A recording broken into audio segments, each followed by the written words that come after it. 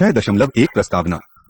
संपूर्ण क्रांति total revolution की अवधारणा के बीच गांधी की शिक्षाओं में गहनता से स्थित है, जिनकी और संपूर्ण क्रांति के नेता जयप्रकाश नारायण मुड़े थे। परिवर्तन क्रांति की परंपरागत समझ और परंपरागत तकनीक से विमुख होकर उन्होंने इसको अपनाया था। वास्तव में संपूर्ण क्रांति समकालीन सामाजिक, आर्थिक और राजनीतिक वास्तविकता के संदर्भ में सामाजिक आर्थिक समस्याओं और परिवर्तन की तकनीकों पर गांधी के विचारों का आगे विस्तार है। जयप्रकाश नारायण की मार्क्सवादी से गांधीवाद तक की यात्रा का परिणाम संपूर्ण क्रांति में हुआ था। लीक से हटकर चलना समाज की सामाजिक और आर्थिक व्यवस्था पर गांधी की विचारधारा में सबसे अधिक सुस्पष्ट था, जो कि उन्हें एक विशिष्ट क्रांतिकारी स्वरूप देता है। संपूर्ण क्रांति के माध्यम से जयप्रकाश नारायण ने संपूर्ण अवधारणा के विशिष्ट तत्वों पर बल देते हुए इस पर आगे निर्माण करने का प्रयास किया था। जयप्रकाश नारायण की संपूर्ण क्रांति व्यक्ति, राज्य और समाज की महत्वपूर्ण दृष्टि है। इस दृष्टि के पीछे औद्योगिक विकास के 200 से भी अधिक वर्षों का पूरे अनुभव का हमारा ज्ञान स्थित है। यह गांधी की आधारिक अभिधारणाओं पर आधारित है और यह अहिंसात्मक तकनीकों से समाज बदलने की अहिंसात्मक तरीकों की संकल्पना करता है। संपूर्ण क्रांति व्यक्ति में और समाज में भी परिवर्तन को सभी आवृत्ति प्रक्रिया होती है। मुख्य बल नैतिक मूल्यों पर दिया गया है। आर्थिक और राजनीतिक शक्तियों का विकेंद्रीकरण तथा अच्छे उद्देश्य प्राप्त करने के लिए अहिंसात्मक उपायों के प्रयोग के लिए आग्रह करना है। लक्ष्य और उद्देश्य। इस इकाई को पढ़ने के बाद आप संपूर्ण क्रांति की परिवर्तन की अवधारणा, घटक और गतिशीलता को जान सकेंगे और कार्रवाई के उन तरीकों को जिसने आंदोलन को आगे बढ़ाया उनको समझ सकेंगे। 8.2 संपूर्ण क्रांति की 8.2 संपूर्ण क्रांति की अवधारणा। संपूर्ण क्रांति शब्द समझने के लिए हमें सबसे पहले क्रांति शब्द की पूरी समझ होनी चाहिए। अवधारणा के रूप में क्रांति कई तरीकों में परिभाषित की गई है। जॉर्ज सॉगरेर पेक्टी, Samuel P Huntington, Sigmund Neumann और थॉमस केस कुहन मूल्य परिवर्तन के रूप में क्रांति की परिभाषा करते हैं। मूल्य परिवर्तन का अभिप्राय विशेष समय में उसके अल्पकालिक आयाम में समुदाय के प्रमुख मूल्यों में परिवर्तन करना है। क्रांति की सबसे अधिक आम परिभाषाओं ने विद्यमान सामाजिक संबंध और समाज के संस्थागत आधारों में संरचनात्मक और संस्थागत रूपांतरण पर बल दिया है। संरचनात्मक परिवर्तन के सिद्धांतवादी संकल्पना करते हैं कि क्रांति से एक सामाजिक संरचना दूसरे का स्थान ले लेती है। सीमित भावना में या मार्क्सवादी परंपरा, यह विशेष रूप से समाज की आर्थिक संरचना में परिवर्तन है। आर्थिक संरचना की व्याख्या का अभिप्राय संपत्ति संबंधों की संरचना है। इसलिए सामाजिक संरचना में परिवर्तन मूल रूप में संपत्ति के स्वामित्व के घटक के परिवर्तन में परिवर्तन है। व्यापक दृष्टि से सामाजिक संरचना परिवर्तन का अभिप्राय न केवल संपत्ति संबंधों में परिवर्तन अर्थात समाज के आर्थिक परिवर्तन से है, बल्कि समाज के अन्य पहलुओं में भी है। विल्बर्ट ई मोरे ने क्रांति की परिभाषा संस्थागत परिवर्तन के आधार पर की। वह ऐसे प्रकार के रूप में क्रांति की कल्पना करते हैं जिसमें जनसंख्या के पर्याप्त भाग को शामिल करता है और परिणाम में सरकार की संरचना में परिवर्तन होता है। क्रांति की अन्य परिभाषाओं में सरकार के नेतृत्व, अभिजात घटक में परिवर्तन, कानूनी संवैधानिक उपायों द्वारा लाए गए परिवर्तन और अंतः हिंसात्मक कार्य शामिल है। यह विश्लेषण स्पष्ट रूप से सूचित करता है कि परिवर्तन का कोई भी एक आयाम का अभिप्राय क्रांतिकारी परिवर्तन हो सकता है, चाहे यह समुदाय के प्रबल मूल्यों में परिवर्तन हो या उसकी सामाजिक संरचना, संस्थागत नेतृत्व या अभिजात घटक या कानूनी या हिंसक परिवर्तन हो।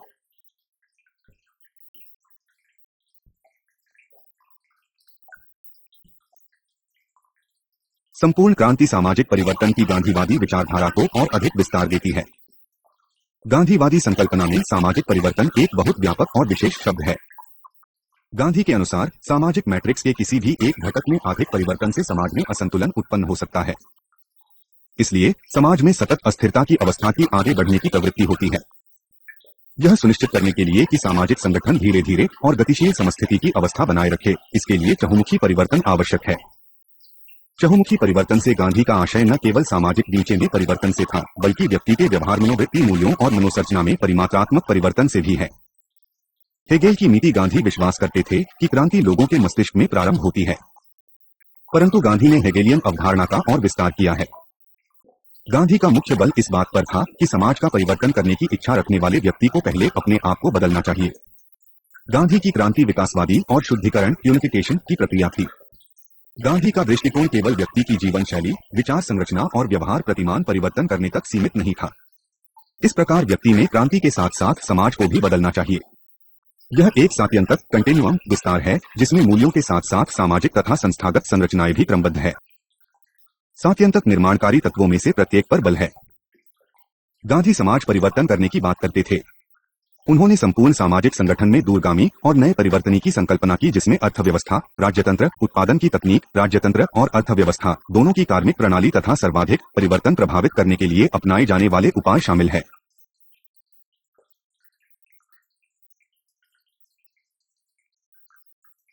अवधारणा के रूप में संपूर्ण क्रांति 5 जून 1974 को पटना में बिहार आंदोलन के परिणामस्वरूप जयप्रकाश नारायण कभी कभी जे कहा गया है द्वारा प्रस्तुत की गई थी।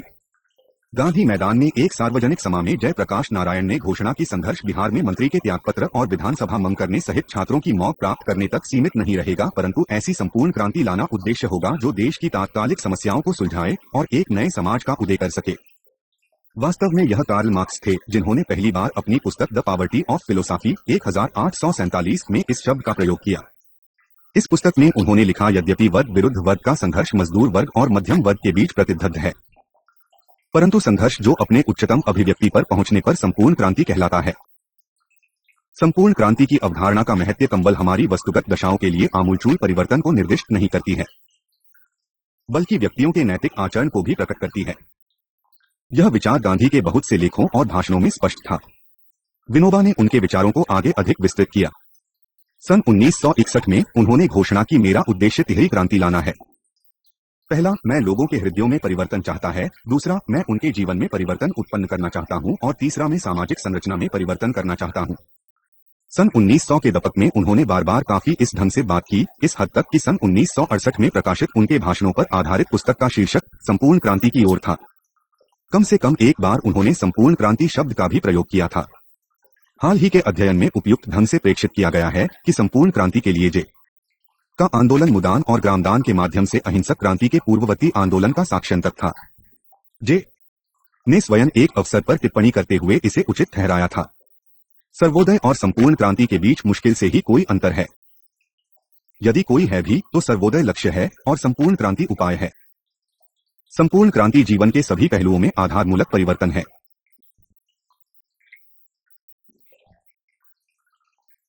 संपूर्ण क्रांति शब्द का प्रयोग किए बिना जे स्वयं, यदि इससे पहले नहीं तो सन 1540 के दशक के मध्य से सामाजिक क्रांति की आवश्यकता पर बल देते रहे थे, जो न केवल समाज की संरचना में परिवर्तन लाएगी बल्कि उस समाज में रहने वाले लोगों के आचरण में सुधार लाएगी। सन 1950 के दशक में भूदान आंदोलन में शामिल होने के बाद उन्होंने इस पर विशेष बल दिया। सन 1969 में एक लेख प्रकाशित होने के दौरान उन्होंने भारत में सर्वोदय आंदोलन के उद्देश्य का वर्णन करने के लिए संपूर्ण क्रांति शब्द का प्रयोग किया था। भूदान और ग्रामदान कार्यक्रमों का उल्लेख करते हुए उन्होंने कहा, गांधी की अहिंसा केवल कानून और व्यवस्था का तर्क नहीं था या यथास्थिति बनाए रखने के लिए नहीं था, बल्कि एक क्रांतिकारी दर्शन था। वास्तव में यह संपूर्ण क्रांति का दर्शन था, क्योंकि यह आर्थिक, राजनीतिक और सामाजिक संस्थाओं और प्रक्रियाओं की भांति जीवन की व्यक्तिगत और सामाजिक नैतिकता अंगीकार करता है। परंतु यह वास्तविकता है कि संपूर्ण क्रांति शब्द सन 1974 से जे के मापनी लेखों का पुरावर्ती विषय बन गया, और यह केवल तभी से है कि इसने भारतीय राजनीतिक भाषण में स्थान ले लिया है। गांधी का अनुसरण करते हुए जे ने व्यक्ति में परिवर्तन की आवश्यकता को स्वीकार किया, विशेषकर उस व्यक्ति में जो स्वयं समाज में परिवर्तन लाने का कार्य ग्रहण करता है या इसमें शामिल होना चाहता है। सत्याग्रह का एक अनकहा निहितार्थ जे ने अपनी कारावास डायरी में लिखा है, आत्म परिवर्तन अर्थात जो परिवर्तन चाहते हैं, तुम्हें किसी प्रकार की कार्रवाई प्रारंभ करने से पहले अपने आप को स्वयं भी बदलना चाहिए। इसमें ही जे का संपूर्ण क्रांति का दर्शन स्थित है।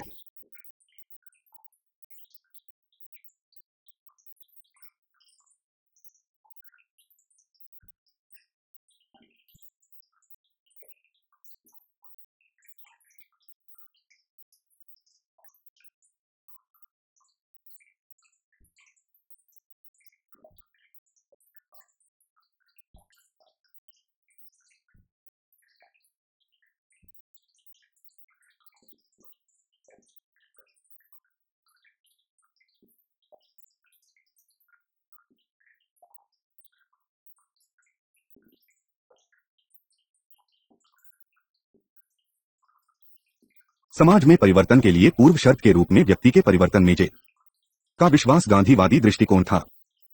गांधी के समान ही जे ने भी इस पर बल दिया कि व्यक्तिगत परिवर्तन को बी ऑल और एंड ऑल के रूप में नहीं जा सकता है। दूसरे शब्दों में, यह नैतिक रूप से रूपांतरित व्यक्ति है जो परिवर्तन की प्रक्रिया सक्रिय कर सकते हैं।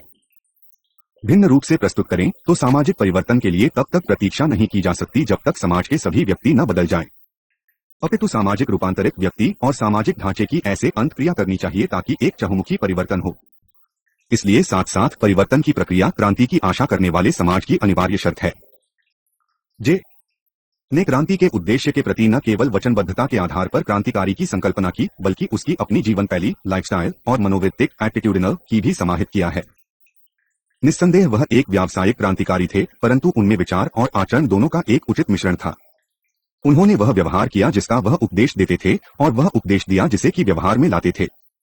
इसलिए विचारों की व्यवहार की कुंडली में लगातार परीक्षण होता था और बदले में व्यवहार से विचारों का संशोधन किया जाता रहा था।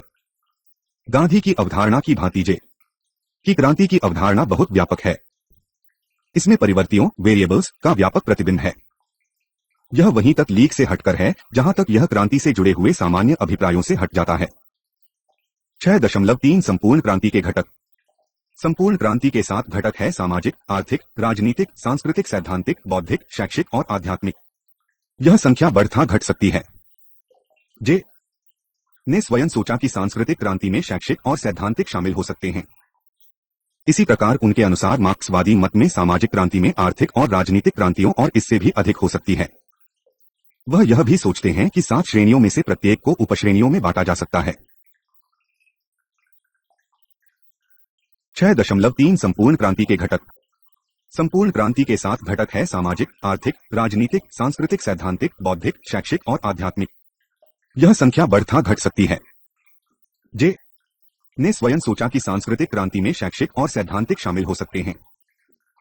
इसी प्रकार उनके अनुसार मार्क्सवादी मत में सामाजिक क्रांति में आर्थिक और राजनीतिक क्रांतियों और इससे भी अधिक हो सकती है। वह यह भी सोचते हैं कि 7 श्रेणियों में से प्रत्येक को उपश्रेणियों में बांटा जा सकता है। इन 7 घटकों को आगे समुचित विश्लेषण के लिए निम्नलिखित तरीके में पुरुक्रमबद्ध किया जा सकता है: क सांस्कृतिक, जिसमें आध्यात्मिक शामिल किया जा सकता है और सांस्कृतिक, सैद्धांतिक, बौद्धिक और शैक्षिक शामिल हैं। ख सामाजिक, आर्थिक और ग राजनीतिक। सांस्कृतिक। जेपी ने सांस्कृतिक शब्द का प्रयोग एक अत्यधिक व्यापक अर्थ में किया है। यह व्यक्तिगत और सामूहिक व्यवहार का संकेत देता है। केवल व्यक्तिगत या सामूहिक स्तर पर सांस्कृतिक क्रांति के लिए व्यक्ति व समूह द्वारा अपनाए गए नैतिक मूल्यों में परिवर्तन आवश्यक है। नैतिक मूल्यों की किसी भी बहस में परिणाम और साधन अवश्य होने चाहिए।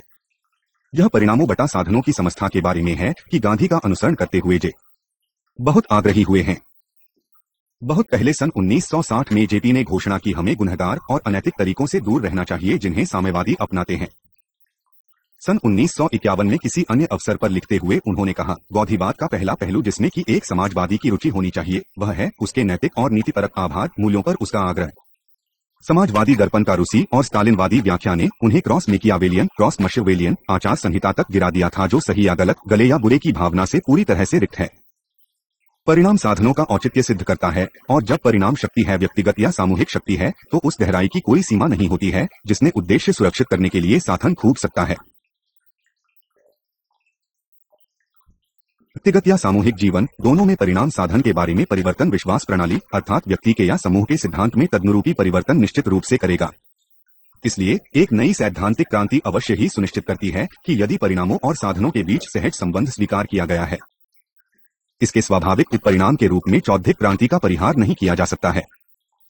गांधीवादी विचारधारा के संदर्भ में संपूर्ण परिणाम और साधन दृष्टिकोण को अपने इर्द गिर्द वस्तुओं को देखने के लिए व्यक्ति या समूह को नया दृष्टिकोण देना आवश्यक होगा, और यह है जिसे कीजे बौद्धिक क्रांति मानते हैं। सांस्कृतिक क्रांति में सबसे अधिक महत्वपूर्ण परिवर्ती शिक्षा की भूमिका है। जे के अनुसार शिक्षा सामाजिक परिवर्तन का शक्तिशाली तत्व है और इसे राष्ट्रीय विकास से सघनता से जोड़ा जाना चाहिए। इसे उच्चतर वर्ग की अपेक्षा साधारण जन समुदाय के पक्ष में झुका होना चाहिए। इसे हमारे समाज के कमजोर वर्गों में नए प्रकार की जागरूकता उत्पन्न करनी चाहिए ताकि वे समाज के साथ पूरी तरह सम्मिलित अनुभव कर सकें। उन्होंने वर्तमान प्रणाली में निम्नलिखित परिवर्तन सुझाए थे। में सभी स्तरों पर सभी शिक्षा संस्थाओं में कार्य समय के आने का 1/3 समय समाज सेवा और राष्ट्रीय विकास के कार्यक्रमों में सक्रिय सहभागिता को दिया जाना चाहिए। अनौपचारिक शिक्षा का एक बहुत बड़ा भाग इस प्रणाली में लागू किया जाना चाहिए। अंशकालिक और पत्राचार पाठ्यक्रमों का माध्यमिक और विश्वविद्यालय स्तर पर विस्तार किया जाना चाहिए। शिक्षा पर हमारे बजट के बड़े भाग का लाभ उच्चतर वर्षों को मिलता है। इसका परिणाम यह होता है कि जनसामान्य इस्लाम वंचित रह जाता है। इस प्रकार के असंतुलन को ठीक किया जाना चाहिए। सामाजिक न्याय को ध्यान में रखते हुए हमारी शैक्षिक नीतियों में इसको शामिल किया जाना चाहिए। इस उद्देश्य को ध्यान में रखते हुए 3 कार्यक्रमों को उच्च प्राथमिकता दी जानी चाहिए, अर्थात 1 प्रीच भिक्षा, 2 आयु वर्ग 15 से 26 में स्कूल से बाहर के सभी युवकों को सप्ताह में 6 घंटे अनौपचारिक शिक्षा और अंत में 3 सभी बच्चों के लिए प्रारंभिक शिक्षा का सार्वजनिकरण करना चाहिए। माध्यमिक शिक्षा की ओर मुड़ते हुए जे की स्कीम में प्रणाली में आधोपांत परिवर्तन की संकल्पना पर जोर दिया है। पहला, उच्चतर शिक्षा संस्थाओं को बेहताशा वृद्धि की अनुमति नहीं होनी चाहिए ताकि शिक्षा के स्तरों में ध्वास न हो। दूसरा, उच्चतर शिक्षा की संस्थाओं को दी जाने वाली मान्यता, संबद्धता और वित्तीय सहायता के बारे में सख्त मानदंड निर्धारित किए जाने चाहिए। तीसरा, इन संस्थाओं में पर्याप्त फीस ली जानी चाहिए, जबकि योग्य छात्रों को उदारता के साथ छात्रवृत्ति और अभियंतावृत्ति की व्यवस्था होनी चाहिए। चौथा, उच्चतर शिक्षा में बल परिमात्रा के बदले गुणवत्ता पर होना चाहिए। पांचवा, शिक्षा का संपूर्ण झुकाव छात्रों को व्यावसायिकीकरण और विभिन्न अवस्थाओं पर कार्य में लगाने की ओर होना चाहिए। और अंत में जे की सिफारिशें शिक्षा की उपाधि को रोजगार के साथ नहीं जोड़ना चाहिए। शिक्षा की अधिक व्यावहारिक, सार्थक और अर्थपूर्ण नींव रखने का प्रयास करने की आवश्यकता है।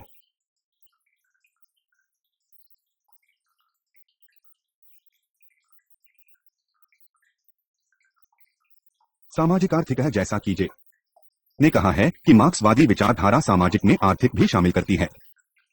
इसलिए सामाजिक क्रांति मार्क्सवादी निरूपण में आधारिक रूप से आर्थिक क्रांति है। इस शब्द का मार्क्स का प्रयोग यूरोपीय संदर्भ में उचित ठहराया गया था। भारतीय संदर्भ में सामाजिक शब्द का भिन्न स्वरूप है।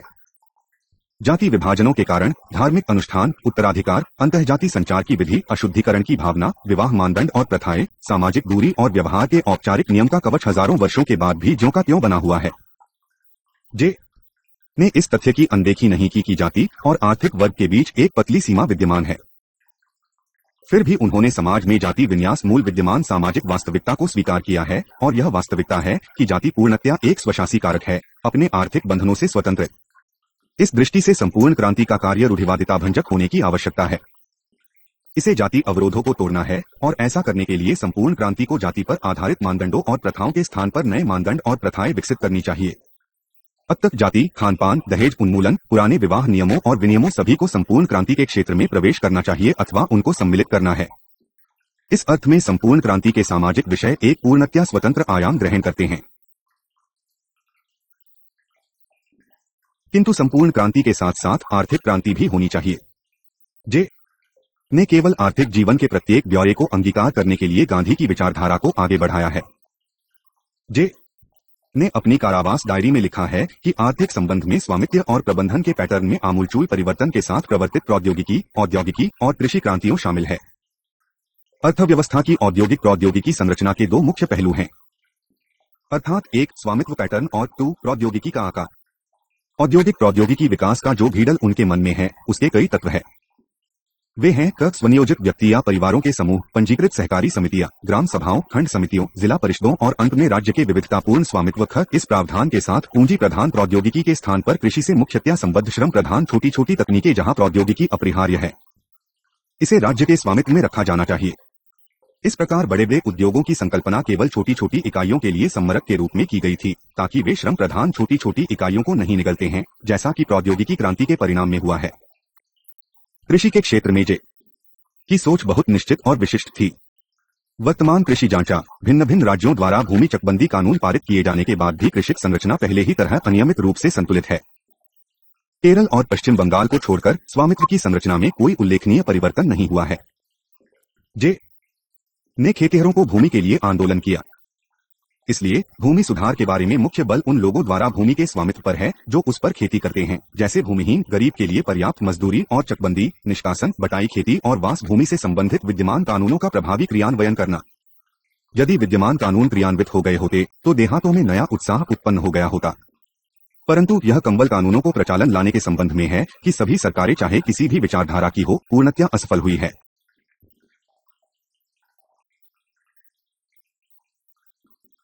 राजनीतिक क्रांति के क्षेत्र में जे गांधी का अनुसरण करते हैं। गांधी ने निम्नम स्तर से उठती हुई शीर्ष तक पहुंचती हुई शक्ति की सजीव कल्पना की थी, जो कंबल समन्वयकारी निकाय से अधिक कुछ नहीं रही है। राज्यतंत्र का ऐसा विचार व्यवहार में या तो लोकतांत्रिक प्रणाली में था, साम्यवादी देशों में उनसे भिन्न था। दूसरे शब्दों में, यदि सत्ता अर्थात गांव से ऊपर की और प्रारंभ होने वाली सामाजिक ढांचे के भिन्न भिन्न सोपानों में सहभाजित की गई होती तो केंद्रीयकरण के खतरे से अच्छी तरह से बचा जा सकता है। केंद्रीयकरण या तो राजनीति का या आर्थिक सत्ता का था, जिसकी गांधी ने सबसे अधिक आशंका की थी। इसलिए उन्होंने विकेंद्रीयकरण पर बल दिया। जे ने आधार से सत्ता के पुनर्निर्माण के लिए अपने दृष्टिकोण में उसी विचारधारा का अनुसरण किया। वर्तमान संदर्भ में राज्यतंत्र पर उनकी विचारधारा की दो भिन्न विशेषताएं थी। पहला, उन्होंने संपूर्ण राज्यतंत्र के बारे में जैसा कि आज विद्यमान है पर्याप्त मुद्दे उठाए, और दूसरा, उन्होंने स्थायी निरूपण के साथ साथ राज्यतंत्र के पुनर्गठन होने तक उन्होंने वर्तमान राजनीतिक प्रणाली में सुधार की वकालत की है। दलरहित लोकतंत्र, नीचे से सत्ता संरचना का पुनर्गठन, नई प्रातिनिधिक निकायों के लिए निर्वाचन, पूरी तरह से भिन्न विधा का संस्थापन और पहले के अंतर्गत आने वाले अन्य सुझाव उनकी अपनी कल्पना थी। दूसरी श्रेणी में उन्होंने संसदीय प्रणाली में सुधारों की कल्पना की थी।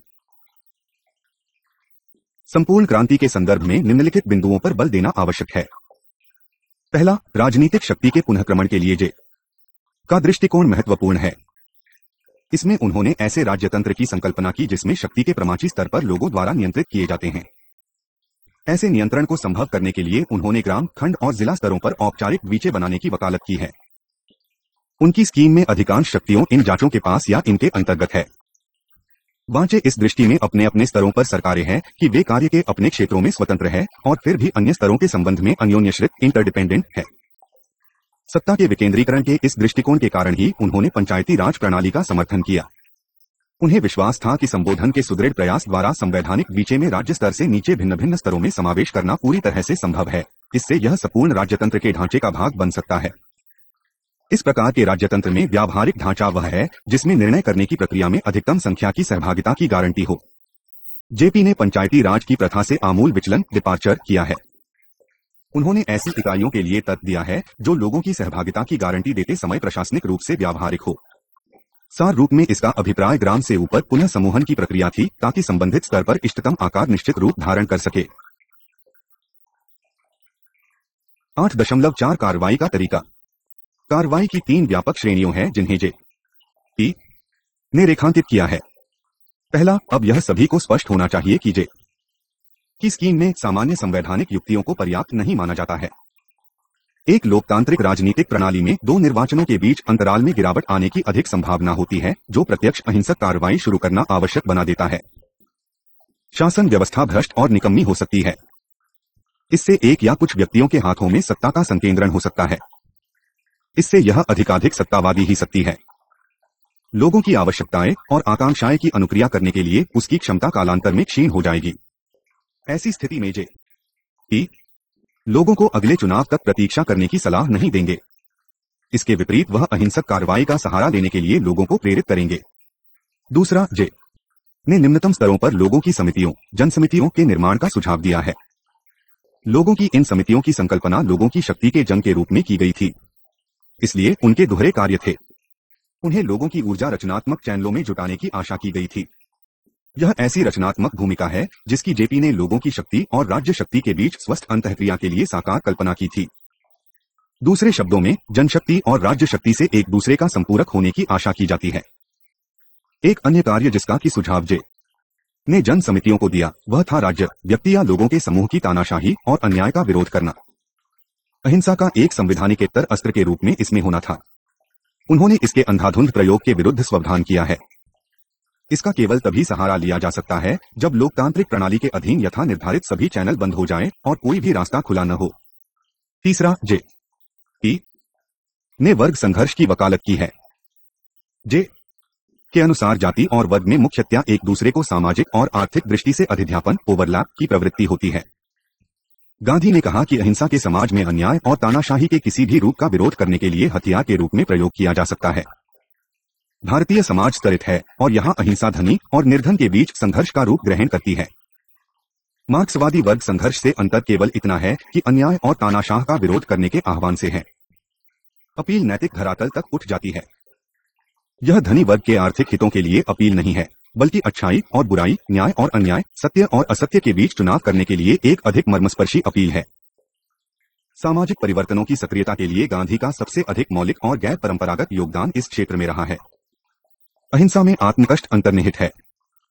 आत्मपौड़ा से क्रोम कुंठित होता है और विवाद में सम्मिलित दोनों पक्षों में नैतिक संवेदनशीलता उत्पन्न करना इसका उद्देश्य होता है। वर्ग संघर्ष की गतिशीलता के रूप में हिंसा से अनिवार्यतः वैरभाव उत्पन्न होता है, जो यदि विजयी होती है तो स्वतः ही स्थायी हो जाता है। केवल इसी तरीके से जे ने अपने वर्ग संघर्ष के सिद्धांत का प्रतिपादन किया। संपूर्ण क्रांति प्रारंभ करने के लिए क्रियाओं के कई स्वरूपों में से इस एक ताजे ने सुझाव दिया।